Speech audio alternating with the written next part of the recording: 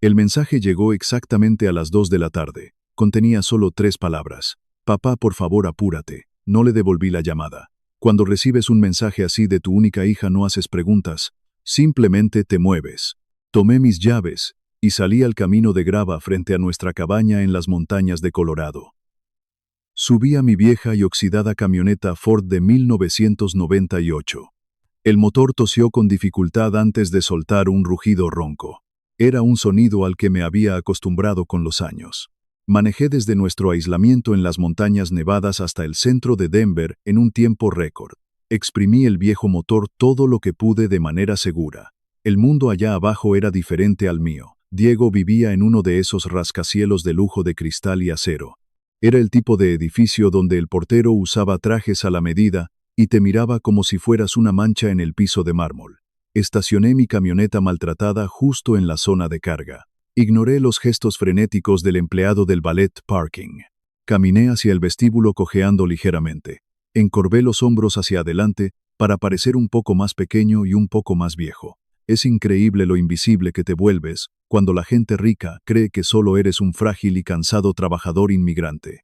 Tomé el ascensor hasta el piso principal del ático. Cuando las puertas se abrieron, la enorme opulencia del pasillo me golpeó de frente, pero la ignoré por completo.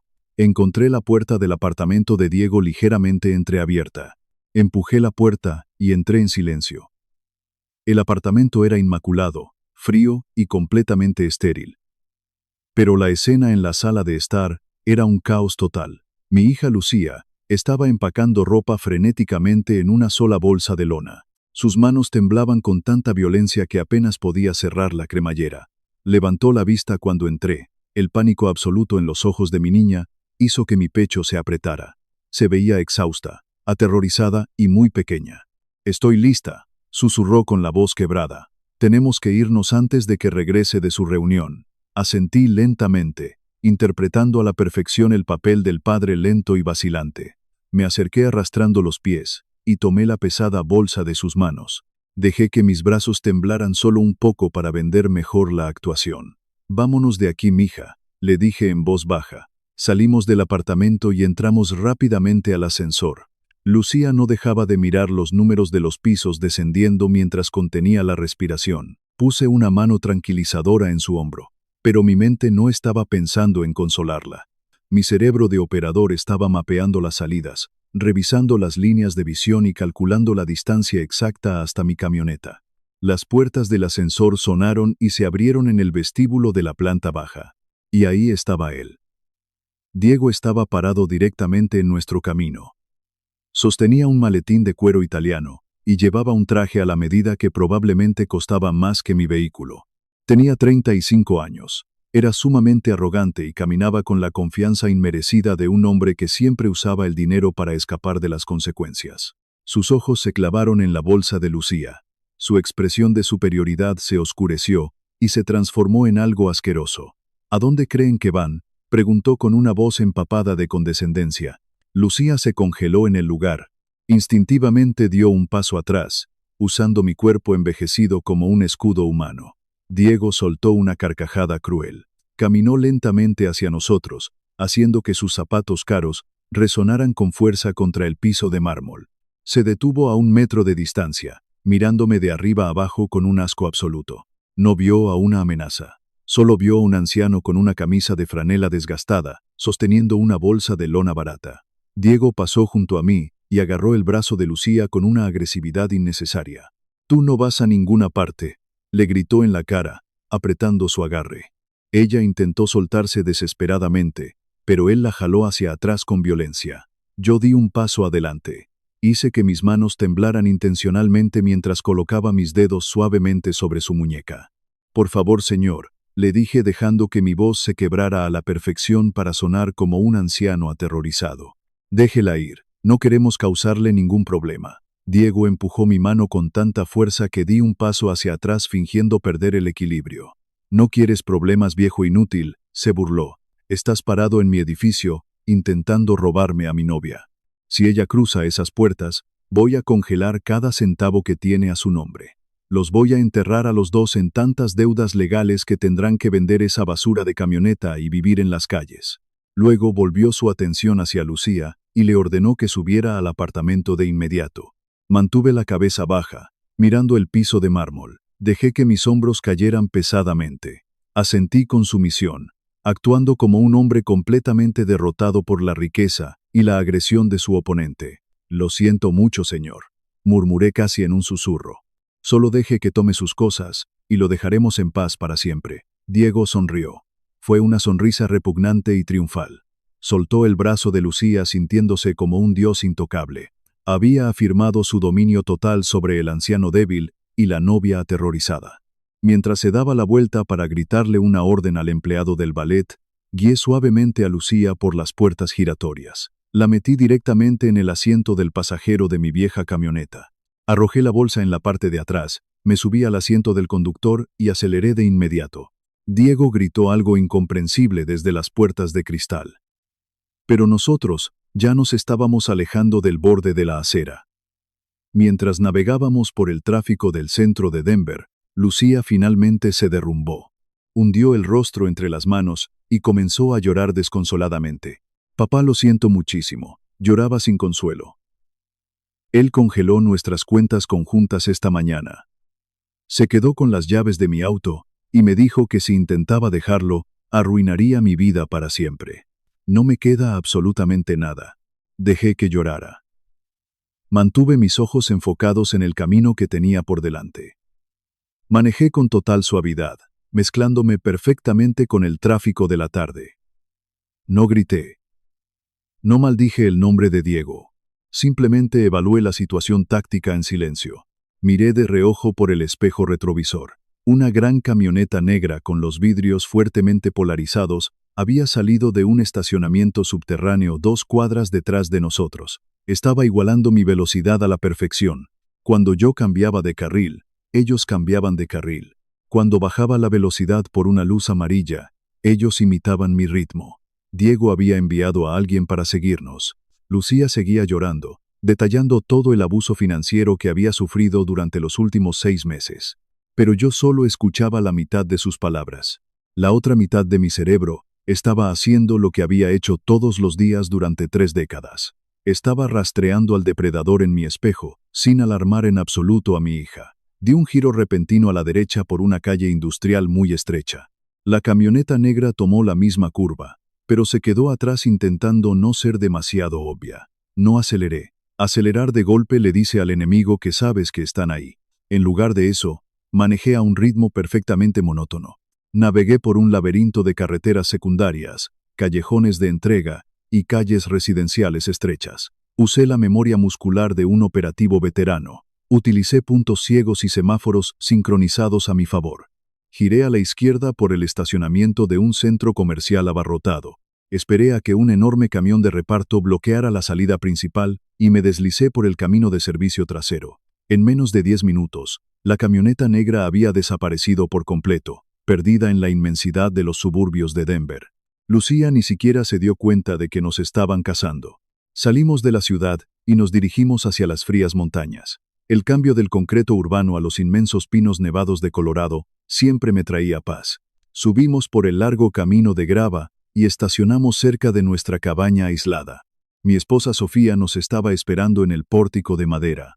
No hizo preguntas. Bastó una sola mirada al rostro manchado de lágrimas de Lucía. Sofía bajó los escalones y envolvió a nuestra hija en sus brazos. Mi esposa es una mujer aguda y perceptiva. Pasó toda su carrera como una despiadada fiscal federal y sabe exactamente cómo manejar una crisis. Sofía guió a Lucía al interior de la casa, dejándome completamente solo en el pórtico silencioso. Estaba a punto de entrar cuando el teléfono de Lucía zumbó desde el interior de la bolsa de lona que yo sostenía. Abrí la cremallera, saqué el teléfono y miré la pantalla. Era Diego. Deslicé el dedo para contestar y me llevé el aparato a la oreja sin decir una sola palabra.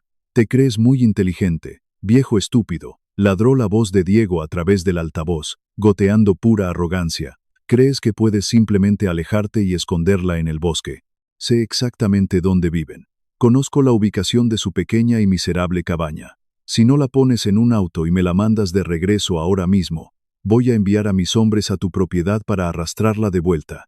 Y si intentas detenerlos, anciano, Me aseguraré de que pases el resto de tu jubilación comiendo de un basurero. No levanté la voz. No discutí con él. Solo escuché su rabieta mientras respiraba de manera lenta y controlada. Cuando finalmente se detuvo para tomar aire, asumió que yo estaba demasiado paralizado por el miedo para responder. Presioné suavemente el botón para finalizar la llamada. Guardé el teléfono en mi bolsillo y miré hacia los densos árboles que rodeaban mi territorio. La noche cayó rápidamente sobre las montañas. Sofía preparó una cena caliente y acostó a Lucía en la habitación de invitados. La casa estaba completamente en silencio, pero mis instintos estaban despiertos. Alrededor de la medianoche, yo estaba sentado en la oscuridad de la sala, mirando por la ventana delantera. El silencio absoluto del bosque fue roto por el crujido de la grava al final de mi largo camino de entrada. Los faros estaban apagados, pero la brillante luz de la luna captó la silueta de la misma camioneta negra de la tarde. Se quedó inactiva, una presencia pesada y amenazante en la oscuridad. Un momento después, un hombre bajó del lado del pasajero. Caminó por el camino de entrada, acercándose al frente de la casa. Me mantuve perfectamente quieto en las sombras, observando cada uno de sus movimientos. Se detuvo en el césped, echó el brazo hacia atrás y arrojó algo pesado. La roca destrozó la ventana de la sala. Envió miles de fragmentos de vidrio esparcidos por el piso de madera. El hombre se dio la vuelta, corrió hacia la camioneta negra, y el vehículo aceleró perdiéndose en la noche. No me inmuté cuando el cristal se rompió. Me puse de pie con calma. Caminé hacia la ventana destrozada, y recogí la pesada piedra que descansaba en el piso. Envuelta fuertemente alrededor de la roca con cinta aislante, había una hoja de papel blanco. Quité la cinta, y desdoblé la nota bajo la tenue luz de la luna. El mensaje estaba escrito con un marcador negro grueso. Decía, devuélvela o la casa arde. Me quedé mirando las palabras amenazantes durante un largo momento. Luego doblé el papel con cuidado y lo deslicé en mi bolsillo. Diego pensaba que estaba intimidando a un anciano indefenso. Pensaba que estaba jugando un juego que ya había ganado. No tenía idea de que acababa de entrar en la mira de un hombre que pasó su vida entera cazando personas infinitamente más peligrosas que él. No llamé a la policía local. Esa era la primera regla de la vida que había dejado atrás. Cuando la amenaza es inmediata, y lo que está en juego es la vida de tu familia, no dependes de un operador telefónico, dependes de ti mismo. Salí por la puerta trasera y caminé sobre la nieve crujiente hacia el viejo granero. El aire era gélido. El granero era mi santuario, pero debajo de su superficie rústica, guardaba secretos que no había tocado en años. Moví un pesado banco de trabajo de madera. Detrás del banco, oculto a la vista, había una sólida caja fuerte de acero reforzado. Introduje la combinación. El rítmico clic del dial mecánico fue un sonido reconfortante. La pesada puerta se abrió, revelando las herramientas de mi oficio anterior. Allí, descansando sobre una tela de terciopelo oscuro, estaba mi placa. Una estrella de plata sólida. Agente táctico de los alguaciles de los Estados Unidos. No era solo un pedazo de metal. Era el símbolo de 3 décadas cazando a los asesinos y líderes de cárteles más peligrosos del planeta. Hombres que controlaban ejércitos privados y que también se creían intocables. Hombres exactamente iguales a Diego, pero mucho peores. Junto a la placa estaba mi equipo, el chaleco táctico, los dispositivos de comunicación encriptada, el equipo de vigilancia militar que había rastreado fugitivos a través de fronteras internacionales hostiles. Saqué cuidadosamente unas pequeñas cajas negras y discretas. No eran cámaras de seguridad comerciales. Eran sensores militares de alta resolución, diseñados para grabar vídeo en la oscuridad más absoluta, sin emitir ninguna luz. Pasé las siguientes 3 horas, asegurando metódicamente el perímetro de mi propiedad, en medio del bosque helado. Me moví con la eficiencia silenciosa de un fantasma. Oculté las cámaras en los troncos de los robles antiguos, y entre la densa maleza. Sus lentes cubrían el camino de entrada, los puntos ciegos y la carretera principal. Mientras trabajaba, los recuerdos volvieron a mí. El enfoque frío, el cálculo táctico que me había mantenido vivo tantas veces. Ya no era el abuelo frágil con camisa de franela. Era el operativo que desmanteló imperios de sangre. Terminé la instalación justo cuando el primer toque del amanecer comenzó a pintar el horizonte de gris. La trampa estaba puesta. El perímetro estaba cerrado. La mañana apenas había comenzado cuando el golpe pesado de un puño contra la puerta principal Resonó por toda la casa. Lucía saltó, derramando su café caliente sobre la mesa de madera de la cocina. Sus ojos se abrieron de par en par con terror inmediato. Sofía colocó una mano firme y tranquilizadora sobre los dedos temblorosos de nuestra hija, mientras yo caminaba lentamente hacia la entrada. No me molesté en revisar los monitores de vigilancia. Ya sabía exactamente qué era esto. Cuando los hombres arrogantes fallan con la intimidación física, usan el sistema legal como un arma contundente. Abrí la puerta y encontré a un joven ayudante del sheriff del condado parado en mi pórtico. Se veía incómodo y sostenía una gruesa pila de carpetas legales. Preguntó por Lucía.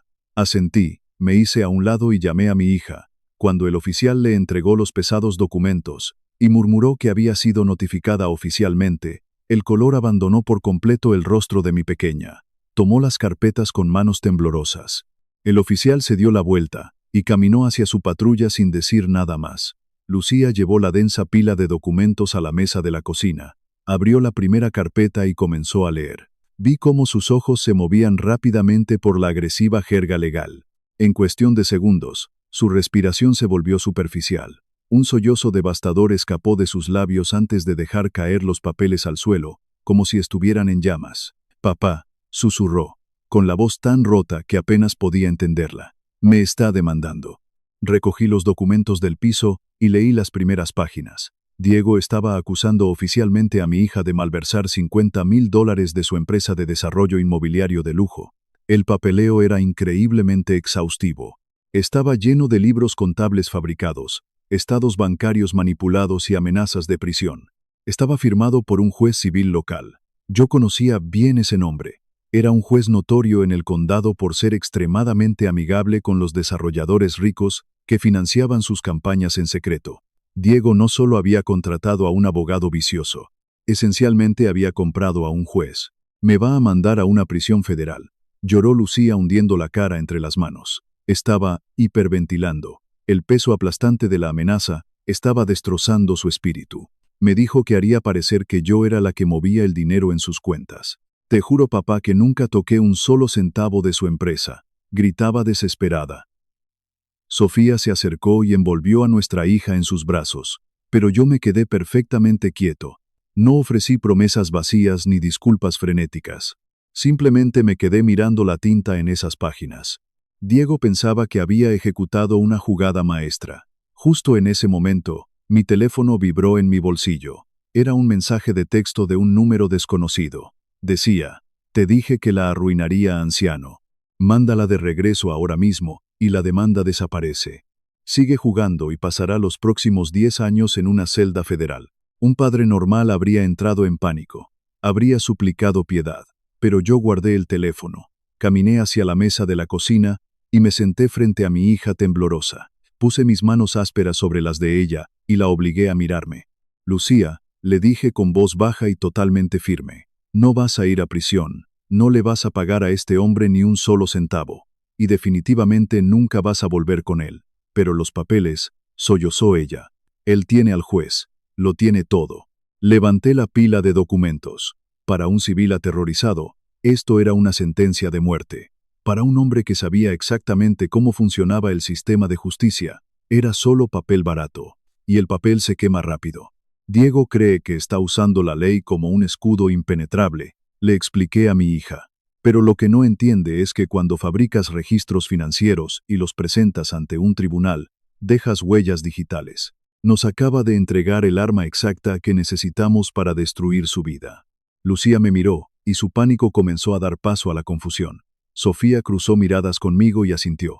«Cuando presentas libros contables falsos ante un juez, estás cometiendo perjurio y fraude a nivel federal». Diego acababa de documentar sus propios crímenes y se los había entregado en la mano a un alguacil federal. «Quédate aquí con tu madre y bebe tu café», le dije a Lucía poniéndome de pie. «Tengo una llamada muy importante que hacer».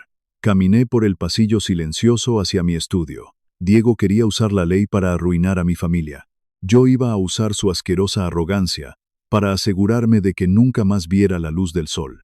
Entré en el pequeño estudio y cerré la pesada puerta de roble. Fui al cajón inferior de mi escritorio, abrí un panel falso y saqué mi teléfono satelital encriptado. Era hora de llamar a un fantasma. «Rafael», Era un analista en las sombras del Departamento del Tesoro.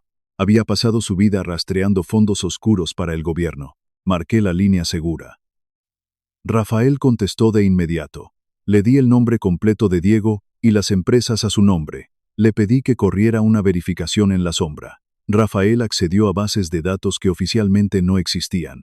Redes utilizadas para rastrear el financiamiento del terrorismo. Apunta esta vigilancia a un desarrollador local, era como usar un rifle de francotirador para matar a un insecto. Hugo, dijo Rafael, y su voz bajó a un susurro serio. Estoy viendo los números de ruta preliminares. Su capital no proviene de préstamos legales.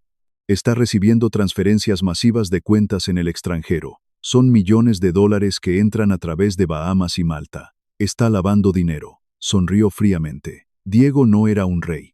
Era un intermediario prescindible moviendo efectivo sucio para un cártel de Europa del Este. Colgué y marqué un segundo número. Rodrigo era un abogado corporativo despiadado en Filadelfia que me debía su vida. Le expliqué la situación y le ordené que preparara una orden de restricción federal de la Comisión de Bolsa y Valores. Íbamos a congelar los activos de Diego de inmediato, cortando sus arterias financieras sin pisar un tribunal local.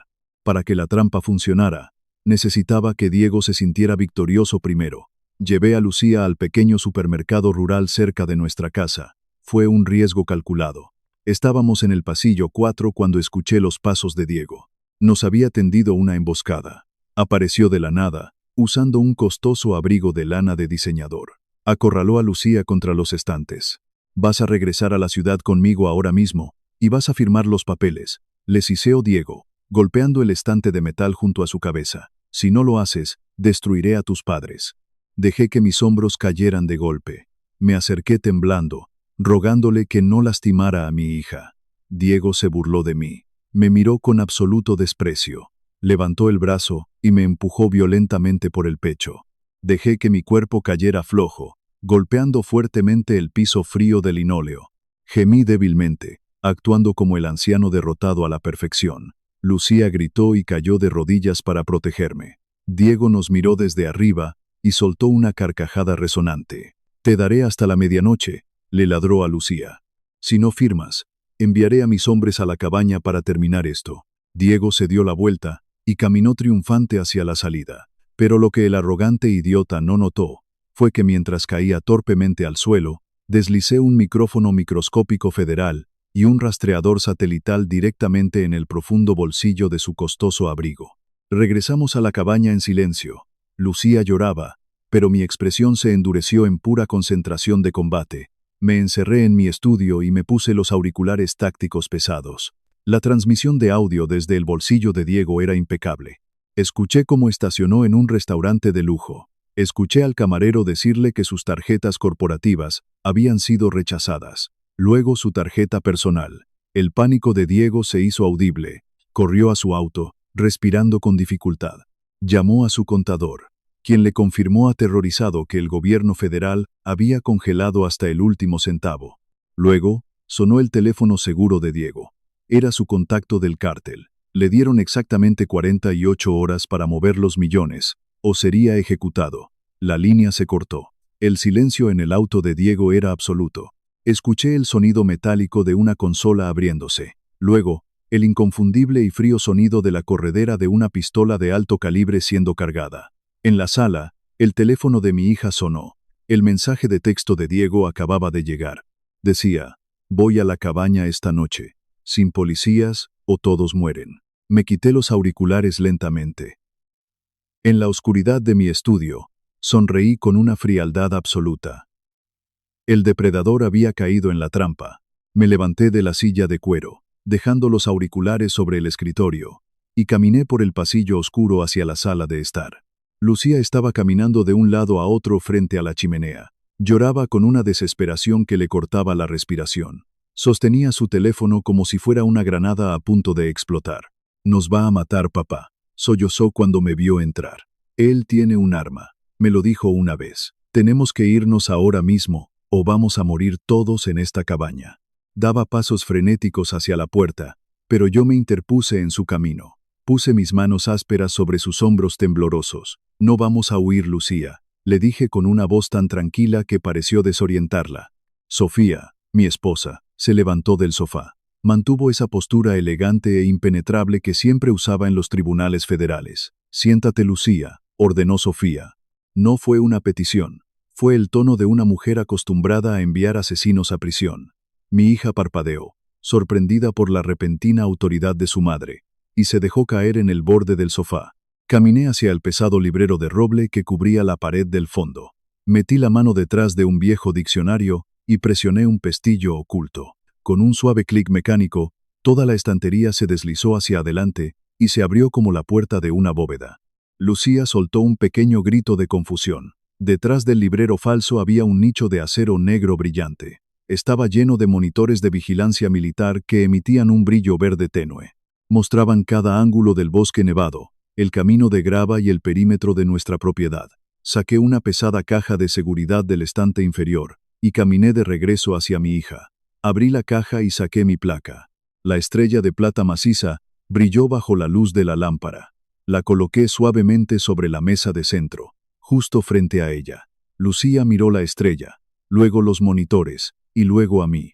Su cerebro luchaba por conciliar al viejo trabajador inmigrante que conocía con la insignia federal que tenía enfrente. ¿De dónde sacaste esto, papá?, susurró con la voz temblorosa. ¿Qué significa esto? Me senté frente a ella y me incliné hacia adelante.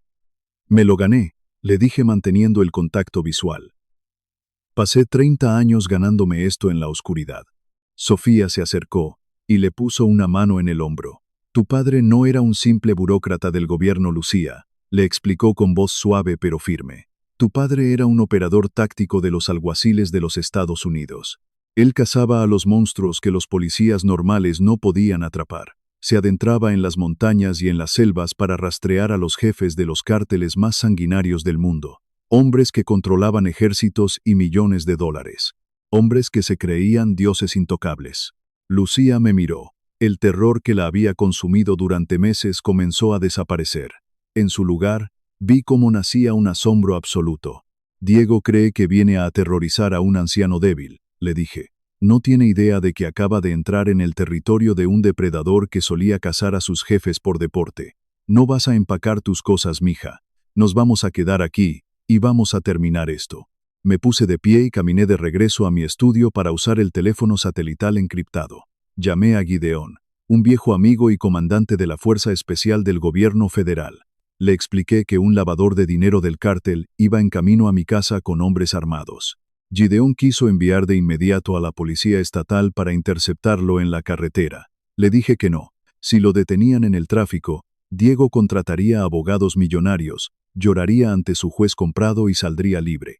Quiero que rompa mi perímetro, Gideón, le ordené. Quiero que entre a mi propiedad armado y con intenciones de asesinar a mi familia. Quiero que quede grabado en mis cámaras militares. Envía a tu equipo de contención en silencio y rodeen el bosque. Tienes luz verde, Hugo, respondió Gideón. Mis fantasmas estarán en los árboles en 40 minutos. Que Dios se apiade de ese muchacho. Colgué el teléfono y fui al gabinete blindado junto a la chimenea. Saqué mi escopeta táctica calibre 12. Revisé la recámara con movimientos fluidos y silenciosos. Me puse un abrigo grueso, me serví una taza de café negro y salí al frío de la noche de Colorado. Me senté en mi vieja mecedora de madera en el pórtico delantero. La única luz venía de un foco amarillento sobre mi cabeza.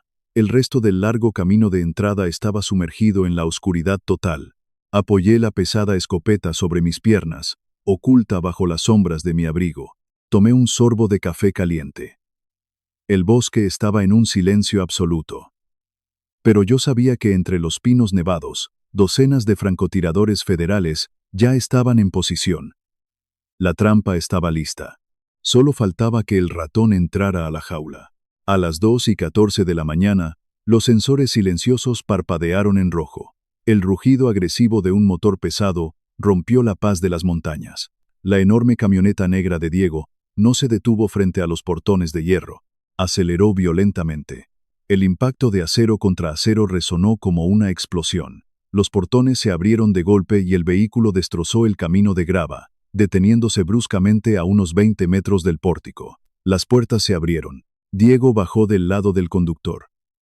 Su costoso traje había sido reemplazado por una chaqueta oscura. Estaba respirando con dificultad, sudando frío, completamente desquiciado. En su mano derecha apretaba una pesada barra de acero. Dos hombres enormes bajaron de los otros asientos. Eran sicarios del cártel. Sus manos descansaban sobre las pistolas semiautomáticas fajadas en sus cinturones. Diego caminó hacia la casa pisando fuerte, esperando encontrar a una familia llorando de miedo. Se detuvo en seco cuando me vio sentado en la mecedora, bebiendo café con total tranquilidad. Los dos sicarios se abrieron a los lados, visiblemente nerviosos por mi falta de reacción. «Llegas exactamente a tiempo, Diego», le dije con una voz profunda que cortó el aire helado. «Pero lamento decirte que acabas de arruinar mis portones». «¿Dónde está ella?», gritó Diego. Su voz se quebró por la histeria. «Tráela aquí ahora mismo, viejo estúpido. Si no me la entregas, te voy a matar a golpes en este pórtico, y quemaré tu asquerosa cabaña». Dio 2 pasos hacia adelante, levantando la barra de acero. No me moví ni un milímetro. «Le debes exactamente $5 millones al cártel de Malta», le dije. Mis palabras cayeron sobre él como un bloque de hielo. Diego se congeló por completo. Su pie se quedó suspendido en el aire. «Tus cuentas en Nevada fueron congeladas por una orden federal esta tarde». Continué sin alterar mi tono. «Tus jefes te dieron hasta la medianoche para recuperar el dinero». Los sicarios intercambiaron una mirada de pánico absoluto. Ellos solo venían a intimidar a un anciano. No sabían que su jefe estaba arruinado y expuesto a nivel federal. «¿Quién demonios eres?», susurró Diego temblando de pies a cabeza. «Soy el hombre que deslizó un micrófono microscópico y un rastreador en tu bolsillo mientras me empujabas en el supermercado», le respondí. «Soy el hombre que escuchó cómo llorabas en tu auto cuando te rechazaron las tarjetas de crédito. Y soy el hombre que acaba de entregar todo tu imperio al gobierno de los Estados Unidos». Diego retrocedió tambaleándose. Metió la mano en su bolsillo y sacó los 2 pequeños dispositivos negros. Los miró como si fueran veneno puro. Su arrogancia se hizo pedazos en un instante. Comprendió que no había cazado a una presa débil.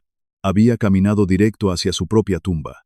En un último estallido de locura y desesperación, Diego señaló hacia mí. «Mátenlo», les gritó a los sicarios con lágrimas en los ojos. «Mátenlo ahora».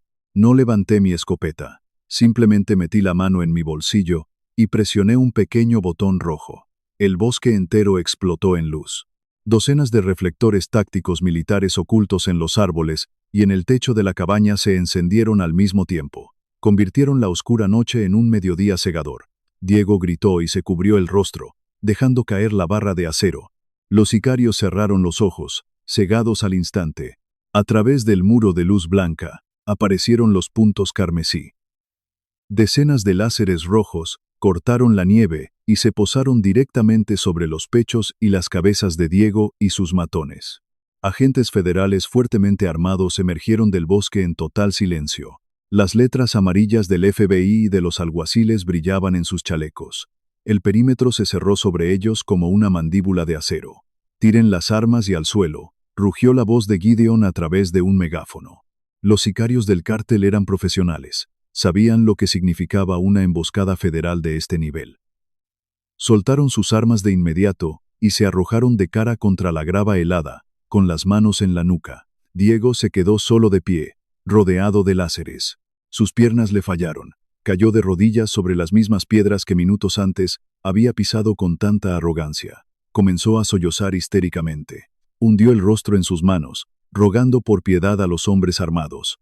Me levanté de la mecedora, dejando mi taza de café a un lado. Bajé los escalones de madera lentamente. Los agentes federales se apartaron para dejarme pasar. Me detuve frente a Diego y lo miré desde arriba con absoluto desprecio. «Por favor», lloraba Diego. «Por favor, te daré todo lo que tengo. Soy un buen hombre. Dile que me dejen ir. Pensaste que podías destruir a mi familia porque tenías dinero», le dije con una voz gélida. «Pensaste que tu traje caro y tu actitud de matón te hacían intocable. Ahora vas a ir a una caja de concreto por el resto de tu vida natural. Y los hombres, a los que les perdiste el dinero esta noche, tienen muchos amigos dentro de esas cajas de concreto. No vas a volver a dormir tranquilo nunca más». Me di la vuelta y le hice una señal a Gideon. Los agentes levantaron a Diego por los brazos y lo arrastraron llorando hacia un vehículo blindado. El reinado del gran desarrollador inmobiliario había terminado para siempre en el lodo de mi jardín. El tiempo tiene una forma curiosa de curar las heridas cuando finalmente se extrae el veneno. Ha pasado más de un año desde esa noche en el pórtico. Diego se declaró culpable de lavado de dinero y conspiración para asesinar.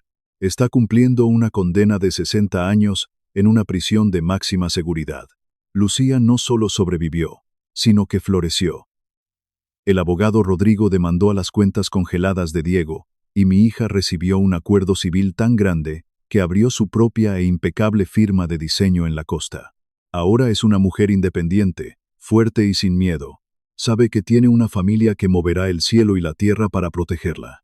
Sofía y yo seguimos viviendo en la tranquila cabaña de Colorado. Todavía me siento en esta vieja mecedora a beber mi café por las mañanas, mirando los pinos nevados. Pasé 3 décadas cazando monstruos y me gané esta jubilación. Pero si hay algo que esta experiencia confirmó, es que el instinto protector de un padre nunca se retira. No me importa cuánto dinero tengas o qué tan poderoso te creas. Si amenazas a mi familia, descubrirás qué pasa cuando despiertas al hombre equivocado. La verdadera fuerza no necesita gritar. Si disfrutaste esta historia sobre un padre que protege a los suyos cueste lo que cueste, por favor suscríbete al canal y déjanos saber tu opinión en los comentarios de abajo.